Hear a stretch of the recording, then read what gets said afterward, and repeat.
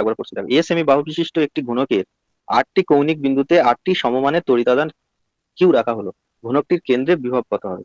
তো এখানে একটা ঘনক প্রথমে আমরা ড্র করি। তো ঘনক ড্র করবো আমরা এভাবে, ঠিক আছে? এই হলো একটা ধরো ঘনক।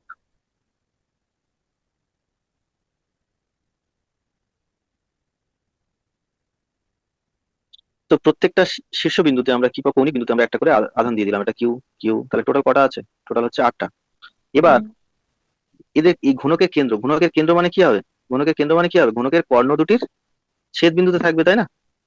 হ্যাঁ স্যার। ঘনকের কর্ণ দুটির ছেদ বিন্দুতে থাকবে। তো ঘনকের কর্ণের ছেদ বিন্দু মানে এই যে মাঝখানে যে পয়েন্টটা হচ্ছে এটা হলো ও। তা ঘনকের কর্ণটা সেদিন কি হবে বলো? হুম। ঘনকের, সেদিন তো হ্যাঁ ঘনকের কর্ণটা কি হয়? √3 ইন্টু বাহু। তা ঘনকের বাহু তো বলে দিয়েছে এ, তাহলে কর্ণটা হয়ে যাবে কত? √3 ইন্টু এ। ঠিক আছে। এবার কর্ণের ছেদ বিন্দুটা কত হবে? কর্ণের ছেদ বিন্দুর দৈর্ঘ্য সেটা কত হবে? কর্ণের ছেদ বিন্দুর দৈর্ঘ্যটা হবে এদের অর্ধেক, √3 এ/2। এবার প্রত্যেকটা আধানের জন্য বিভবের সূত্রটা কি হবে? ভি ইকুয়ালস টু কত হবে? Q/R।